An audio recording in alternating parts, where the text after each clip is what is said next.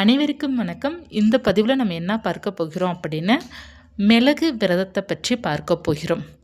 சஷ்டி விரதத்துக்கு 7 நாட்களும் மிளகு சாப்பிட்டு விரதம் இருப்பது மிக மிக கடுமையான விரதம் அப்படிங்கிறத சொல்லுவாங்க. இந்த கடுமையான மிளகு விரதம் எப்படி நம் இருக்க வேண்டும் அப்படிங்கிறத இந்த பதிவில் பார்க்கலாம். மிளகு விரதம் எதற்காக இருக்கிறோம் அப்படின்னா, குழந்தைக்காக ட்ரை பண்ணுறவங்கலாம் குழந்தை பாக்கியம் கிடைப்பதற்காக இந்த மிளகு விரதம் இருப்பாங்க.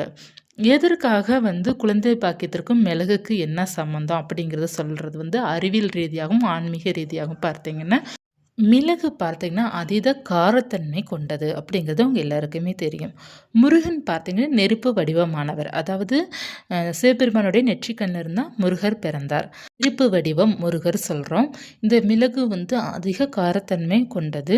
நம்ம வயிற்றுக்குள்ளே அந்த மிளகு போகும்போது முருகர் அந்த நெருப்பின் வடிவமாக நம்ம உடலுக்குள்ளே போயிட்டு அந்த அந்த கர்ப்பப்பை இருக்குது பார்த்தீங்கன்னா, எது நமக்கு அது பிரச்சனை இருக்குது அப்படின்னா அது சரி செய்யும் அப்படிங்கிறதுக்காக ஒரு ஆன்மீக ரீதியாக சொல்லப்பட்டிருக்குது. அதாவது நம்ம மிளகு விரதம் இருக்கும்போது நம்மளுடைய உடலில் குழந்தை பாக்கியம் தள்ளி போகுது அப்படின்னு எதுன்னு ஒரு பிரச்சனைக்காக தானே தள்ளி போகும். அந்த பிரச்சனை சரி செய்யும் அப்படிங்கிறதுக்காக தான் இந்த மிளகு விரதத்தை ரொம்ப கடுமையான விரதமாக இந்த விரதத்தை ரொம்ப பெருமையாகவும் சொல்லப்பட்டிருக்குது. இந்த மிளகு விரதம் இருந்து நிறைய பேருக்கு குழந்தை பாக்கியமும் கிடைத்திருக்கின்றது. நமக்கு இந்த மிளகு சாப்பிட்டு விரதம் இருக்குன்னா தீய சக்திகள் ஏதேனும் தாக்கங்கள் இருந்தால் அது சரி செய்யும் அப்படிங்கிறதுக்காக சொல்லுவாங்க இல்லையா. 10 மிளகு இருந்தால் பகையனும் வீட்டில் கூட நம்ம சாப்பிடலாம், விஷத்தை முறிக்கும் தன்மை மிளகுக்கு இருக்குது அப்படிங்கிறது சொல்லுவாங்க இல்லையா. அதே போல் நம்ம மிளகு விரதம் சாப்பிடனால நம்மளோட உடல் பார்த்திங்கன்னா தூய்மை அடையும். இன்னும் பிரச்சனையால் தான் நமக்கு குழந்தை பாக்கியம் தள்ளி போகுது அப்படின்றால் நம்ம இந்த மிளகு விரதம் இருக்கும்போது குழந்தை பாக்கியம் கிடைக்கும் அப்படிங்கிறது சொல்லுவாங்க. இதற்காக தான் இந்த மிளகு விரதம் நிறைய பேர் இருக்கிறாங்க. நம்ம அறிவியல் ரீதியாக நம்ம பார்க்கும்போது நம்ம எப்போதுமே எல்லாருக்குமே தெரியறதான் ஃபாஸ்டிங் நம்ம இருக்கும்போது நம்ம உடல் ஆரோக்கியம் பெறும். நமக்கு அந்த உடல் ரொம்ப சுத்தமாகும் சொல்லுவாங்க இல்லையா. ஏன்னா இருக்கிற எனர்ஜி இருக்கிற அந்த கொழுப்பு எல்லாமே கரையும் சொல்லுவாங்க இல்லையா. அதற்காக நம்ம அந்த ஃபாஸ்டிங் இருக்கிற அந்த விரதம் இருக்கிறதுனால பார்த்தீங்க அப்படின்னா நமக்கு ஒரு பலம் வேணும் இல்லையா. அதற்கு இந்த மிளகு நமக்கு உதவி செய்யும். நம்ம ரத்தத்தை எல்லாத்தையும் தூய்மைப்படுத்தும், உடலை நல்லா பரிசுத்தமாக வச்சுருக்கோம். அதற்காக தான் இந்த மிளகு விரதம் இருக்கிறாங்க. நம்ம அறிவியல் ரீதியாக பார்க்குறோம் அப்படின்னா நம்ம உடலை சுத்தம் செய்கிறதுக்கு இந்த மிளகு பயன்படுது. ஆன்மீக ரீதியாக பார்க்கும்போது மிளகு நம்மளுக்கு இருக்கிற பிரச்சனைலாம் சரி செய்துட்டு நமக்கு குழந்தை பாக்கியம் கிடைக்குது அப்படிங்கிறதுக்காக இது சொல்லப்பட்டிருக்குது. மிளகு விரதம் இந்த மாதிரி தான் சொல்லப்பட்டிருக்குது. இப்போ இந்த மிளகு விரதம் பார்த்திங்கன்னா எப்படி இருக்க வேண்டும் அதுதான் மிகவும் முக்கியம். இந்த மிளகு விரதம் பார்த்திங்கன்னா கடுமையான விரதம், எதுவுமே சாப்பிடக்கூடாது. மிளகு விரதம் இருக்கும்போது என்ன சாப்பிடணும் அப்படின்னா மிளகு, தண்ணீர், இந்த 2 மட்டும்தான் நீங்கள் சேர்க்க வேண்டும். நீங்கள் முதல் நாள் ஸ்டார்ட் பண்ணுறீங்களா. இப்போ நிறைய பேர் 7 நாள் விரதம் இருப்பீங்க, 6 நாளும் விரதம் இருப்பீங்க. ஸோ அக்டோபர் 22ஆம் தேதி பார்த்தீங்கன்னா முருகனுக்கு உகந்த சஷ்டி விரதம், மகா சஷ்டி ஸ்டார்ட் பண்ணுது. 27ஆம் தேதி பார்த்தீங்கன்னா நமக்கு சூரசம்ஹாரம், 28ஆம் தேதி பார்த்தீங்கன்னா திருக்கல்யாணம். நீங்கள் 28ஆம் தேதி நிறைவு செய்யலாம் அல்லது 27ஆம் தேதி மாலையிலும் நிறைவு செய்யலாம். எப்போதுமே பார்த்தீங்கன்னா எல்லோருமே நிறைய பேர் திருக்கல்யாணம் முடித்த பிறகு தான் நிறைவு செய்வாங்க. ஒரு சில பேர் அவங்க ஊர் வழக்கப்படி அவங்க இதற்கு முன்னாடி எப்படி இருந்திருக்காங்களோ அது எப்படி சூரசம்ஹாரம் மாலையும் நிறைவு செய்திருக்கிறாங்க. ஸோ 2 முறையிலும் நிறைய பேர் நிறைவு செய்கிறாங்க. அதனால் நீங்கள் எப்படி நிறைவு செய்கிறீங்களோ அப்படி நிறைவு செய்துக்கோங்க. சரி, எப்படி விரதம் இருக்கணும். இப்போ முதல் முறையாக நீங்கள் மிளகு விரதம் இருக்கணும்னு நினைக்கிறீங்க. எப்படி நம்ம இருக்கணும் அப்படின்னு ஸ்டார்ட் பண்ணுறீங்க இல்லையா. அக்டோபர் 22ஆம் தேதி காலையில் நீங்கள் எழுந்திரிச்சிட்டு குளிச்சுட்டு முருகனுக்கு ஒரே ஒரு தீபம் மட்டும் நீங்கள் ஏற்றுங்க. சட்கோண கோலம் தீபம் இருக்குது பார்த்திங்கன்னா, அதாவது சரவணபவ கோலம் சொல்லுவோம், சட்கோண தீபம் அப்படிங்கிறது நம்ம சொல்லுவோம். அந்த முக்கோணம் கோலம் சரவணபவ கோலம் போட்டு ஒவ்வொரு எழுத்து நம்ம எழுதிருப்போம் இல்லையா, அந்த சாக்கிட்ட ஒரு அகல் விளக்கு மட்டும் வச்சுருங்க. வைத்துட்டு விளக்கேற்றி வைத்துட்டு முருகனுக்கு பூக்களெல்லாம் அலங்காரம் செய்துட்டு நெய்வேத்தியம், பால் ஏதேனும் நெய்வேத்தியமோ பழங்களோ கல்கண்டோ உங்களால் என்ன முடியுதோ நெய்வேத்தியம் பண்ணி வச்சுருங்க. வைத்துட்டு மகா சஷ்டி எல்லாம் பாராயணம் செய்துட்டு மிளகு வச்சு சுவாமி கும்பிடுவீங்க இல்லையா, அந்த மிளகு எடுத்து வச்சுருங்க. பூஜை அறையில் எடுத்து வச்சுருங்க. ஒரு மிளகு தான் எடுக்கணும். முதல் நாள் ஒரு மிளகு எடுத்துட்டு நீங்கள் வாயில் போட்டுக்கோங்க. அதாவது பூஜையெல்லாம் முடிச்சுட்டு அந்த மிளகு எடுத்து வாயில் போட்டுக்கோங்க. போட்டு தண்ணீர் குடிச்சுக்கோங்க. இது ஒரு மிளகு. பிறகு 2வது நாள் இப்போ நீங்கள் மாலை நேரம் பூஜை செய்வீங்க, அப்போல்லாம் நீங்கள் மிளகு போட தேவையில்ல. காலை மட்டும் நீங்கள் மிளகு போடணும். காலை நேரம் பார்த்தீங்கன்னா மிளகு போட்டுட்டு பிறகு அதுக்கப்புறம் நீங்கள் மாலை நேரம் பூஜை செய்து முடிச்சுட்டு பிறகு மறுநாள் 2வது நாள் நம்ம விரதம் இருக்கிறோம் இல்லையா, அதற்கு வந்து மறுபடியும் நீங்கள் சுவாமிக்கு பூக்களெல்லாம் அலங்காரம் செய்துட்டு எதிர நைவேத்தியம் பண்ணிவிட்டு நீங்கள் வந்து கிட்ட ஒரு தீபமும் கிட்ட ஒரு தீபம் 2 தீபம் நீங்கள் ஏற்றிக்கிடணும். 2 தீபம் ஏற்றி வச்சுட்டு 2 மிளகு எடுத்து வச்சுக்கோங்க. 2 மிளகும் வாயில் போட்டுட்டு நம்ம தண்ணீர் நல்லா குடிக்கணும். குடிச்சிட்டு நீங்கள் வந்து விரதம் வந்து ஸ்டார்ட் பண்ணிடணும். அடுத்து 3வது நாள், அடுத்து 4வது நாள், 5வது நாள், ஒவ்வொரு நாளும் ஒவ்வொரு மிளகு போடணும். முதல் நாள் 1, 2வது நாள் 2, 3வது நாள் 3, 4வது நாள் 4, 5வது நாள் 5, 6வது நாள் 6, 7வது நாள் நீங்கள் விரதம் இருக்கிறீங்க அப்படின்னா 7வது நாள் 7 மிளகு காலையில் நீங்கள் போட்டுக்கிடணும். மொத்தமாக நீங்கள் வந்து 7 போடக்கூடாது. 1, 2, 3, 4, 5, 6, 7 இப்படி தான் நீங்கள் படிப்படியாக போகணும். அதே போல் விளக்கு அப்படி தான். முதல் நாள் 1, 2வது நாள் 2, 3வது நாள் 3, 4வது நாள் 4, 5வது நாள் 5, 6வது நாள் 6, 7வது நாளும் 6 விளக்கு ஏற்றினால் போதும். 7 விளக்கு ஏற்ற வேண்டியதில்லை. சரணபவாக்கு 6 விளக்கு தான். இங்கே 6 விளக்கு ஏற்றி வைத்துட்டு நீங்கள் வந்து விரதத்தை நிறைவு செய்து கொள்ளலாம்.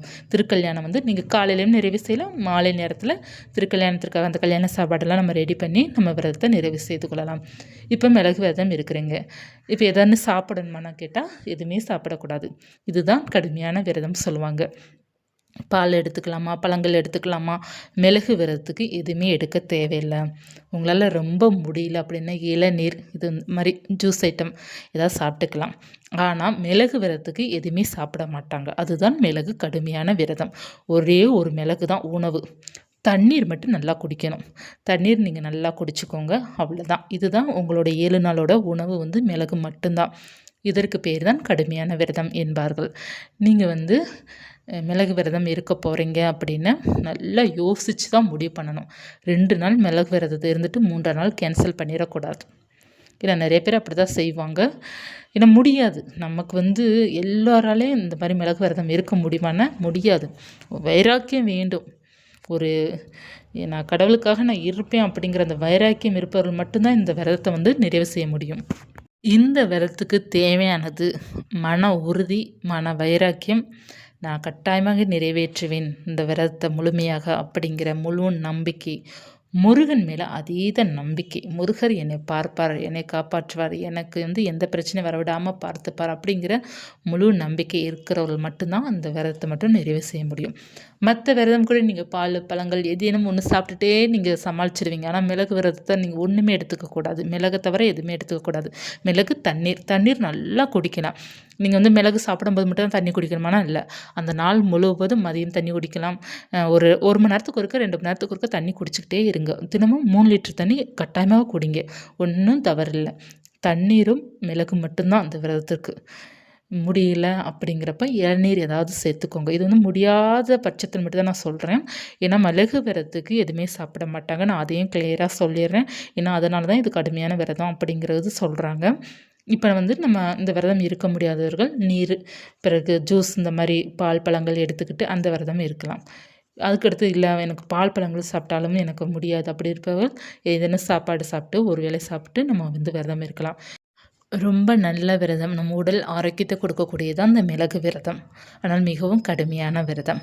இந்த விரதம் மிளகு விரதம் இருப்பவர்களுக்கு கடவுளிடம் எல்லாருமே வேண்டிக்கோங்க. மிளகு விரதம் இருப்பவர்களுக்கு நல்லபடியாக நீங்கள் விரதம் இருந்து உங்களுக்கு வந்து உங்கள் குழந்தை பாக்கியத்திற்காகவோ இல்லை ஏதேனும் ஒரு வேண்டுதலுக்காக கடுமையாக விரதம் இருக்கிறீங்க அப்படின்னாலும் உங்களுடைய வேண்டுதல் நல்லபடியாக நிறைவேறணும் அப்படிங்கிறத எல்லாருமே முருகர் பக்தர்கள், இந்த மிளகு விரதம் இருப்ப பக்தர்களுக்காக வேண்டிக்கோங்க. அதே போல் இதற்கு முன்னாடி யாராவது மிளகு விரதம் இருந்திருக்கிறீங்க, இந்த பதிவு நீங்கள் பார்க்குறீங்க அப்படின்னா உங்களுடைய ஃபீட்பேக்கை வந்து கமெண்ட்டில் சொல்லுங்கள். எப்படி இருந்துச்சு, ரொம்ப கஷ்டமாக இருந்துச்சா, இல்லை பார்த்தீங்கன்னா கொஞ்சம் ஸ்ட்ரகிள் அரைஞ்சி பெற நல்லா இருந்தது, இந்த மாதிரி உங்களால் வந்து முருகர் பக்தர்களுக்கு என்ன உங்களால் சொல்ல முடியுமோ அதை வந்து கமெண்ட்டில் சொல்லுங்கள். ஏன்னா எல்லாருமே வந்து ஒரு பதிவு பார்க்கும்போது கமெண்ட்டை தான் நிறைய பேர் வந்து படிப்பாங்க. ஸோ அவங்களுக்கு பயனுள்ளதாக இருக்கும். இப்போ மிளகு விரதம் இருக்குன்னு நினைப்பவர்களுக்கு அது கொஞ்சம் பயனுள்ளதாக இருக்கும். ஒரு சில டிப்ஸு வந்து சொல்லுங்கள், என்ன செய்ய வேண்டும், அந்த உடல் வந்து சோர்வு ஆகாமல் இருக்கணும் அப்படின்னு மிளகு விரதம் இருந்திருப்பீங்க இல்லையா, அவங்க வந்து ஒரு சில டிப்ஸ் வந்து சொல்லுங்கள். தலைவலி வராமல் இருக்கிறதுக்கு என்ன செய்யணும் அப்படிங்கிறத டிப்ஸ் வந்து சொல்லுங்கள். ஏன்னா இந்த கமெண்ட்டில் வந்து நீங்கள் சொல்கிறனால நிறைய பேருக்கு வந்து பயனாகும். அதுவே உங்களுக்கு முருகனுடைய அருள் பரிபூர்ணமாக இருக்கும். இப்போ முருகரை பற்றி நம்ம பேச பேச முருகனுடைய அருள் நமக்கு பரிபூர்ணமாக கிடைக்குது. அதே போல் நீங்களும் முருகர் பக்தர்களுக்காக ஒரு சில டிப்ஸ் சொல்கிறனால உங்களுக்கும் அவருடைய அருள் வந்து பரிபூர்ணமாக இருக்கும். விரதம் இருக்கிறீங்க, சஷ்டிக்கெலாம் தொடர்ந்து விரதம் இருக்கிறீங்க, நல்ல எக்ஸ்பர்ட்டாக இருக்கிறீங்க, அதாவது ஒரு வருடம் நான் கரெக்டாக நான் விரதம் இருந்துட்டு வரேன் அப்படின்னு உங்களுக்கு நிறைய அனுபவம் இருக்கும். அந்த அனுபவத்தை வந்து ஷேர் பண்ணுங்கள். எப்படி நீங்கள் விரதம் இருக்கிறீங்க, அந்த தலைவலி முக்கால்வாசி பார்த்தீங்கன்னா நிறைய பேர் வந்து விரதத்தில் சொல்கிறது தலைவலி வந்துடுது, உடல் ரொம்ப சோர்வாக இருக்குது, இந்த 2 தான் அதிகமாக சொல்கிறது. ஸோ அந்த மாதிரி பிரச்சனை, அந்த மயக்கம் வராமல் இருக்கிறதுக்கு நம்ம என்ன செய்யணும் அப்படிங்கிறது வந்து ஒரு பால் பழங்கள் விரதம் இருந்தாலும் சரி, நீங்கள் வந்து என்னென்ன டிப்ஸ் உங்களால் சொல்ல முடியுமோ அதை நீங்கள் வந்து கமெண்ட்டில் சொல்லுங்கள். எல்லோருக்குமே மிகவும் பயனுள்ளதாக இருக்கும். அது எனக்கும் சேர்த்து தான் பயனுள்ளதாக இருக்கும். இந்த பதிவு உங்களுக்கு பயனுள்ளதாக இருந்தால் லைக் பண்ணிக்கோங்க. இது போன்ற தகவலுக்கு சேனலை சப்ஸ்கிரைப் பண்ணி வச்சுக்கோங்க. நன்றி.